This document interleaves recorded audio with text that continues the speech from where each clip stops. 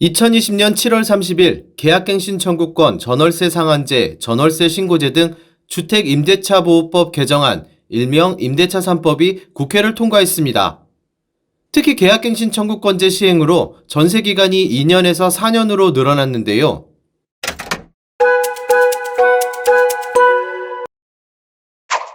세입자가 원하면 전월세 계약을 2년 연장해 최대 4년 거주를 보장하는 계약갱신 청구권과 이때 임대료 상승률은 직전 계약액의 5% 이내로 제한하는 전월세 상한제에 대해 사유재산권 침해 등의 우려가 컸지만 법령 통과와 함께 바로 시행에 들어갔습니다.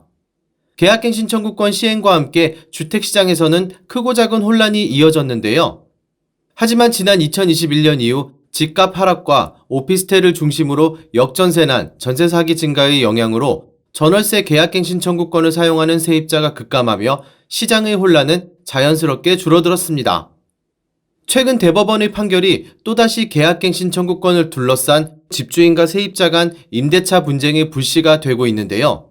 연합뉴스에 따르면 집주인 A씨는 지난 2019년 1월 서울 서초구 아파트를 보증금 6억 3천만 원에 2021년 3월까지 2년 동안 B씨와 C씨에게 빌려주는 임대차 계약을 체결했습니다. 집주인 A씨는 임대차 기간이 끝나기 3개월 전인 2020년 12월 코로나로 사업이 어려워져 다른 아파트를 팔고 서초구 아파트에 들어와 살려고 한다며 세입자 B씨와 C씨에게 임대차 계약을 갱신하지 않겠다고 통보했습니다.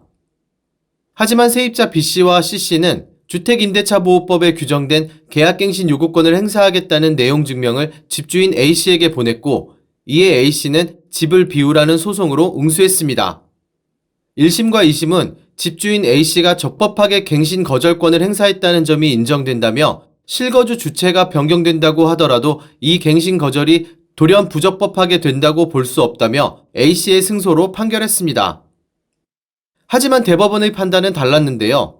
법조계에 따르면 지난달 26일 대법원 2부는 집주인 A씨가 세입자 B씨와 C씨를 상대로 낸 건물 인도 청구 사건에 대해 집주인 A씨 승소로 판결한 원심을 파기하고 사건을 서울중앙지법으로 돌려보냈습니다.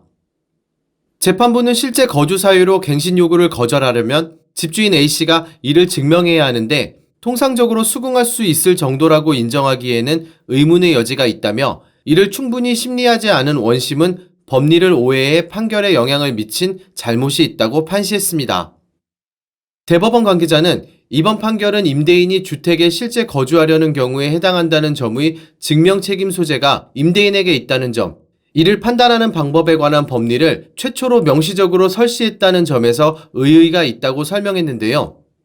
일각에서는 이번 판결로 집주인과 세입자 간의 믿음과 신뢰관계는 옛말이 되었다며 집주인이 실거주를 목적으로 전세갱신 거절 시 증명 범위나 기준이 없는 상황에서 앞으로 전세가 상승기가 돌아오면 집주인과 세입자 간 분쟁 증가와 더 나아가 소송전으로 비화될 것을 우려하는 목소리가 나오고 있습니다.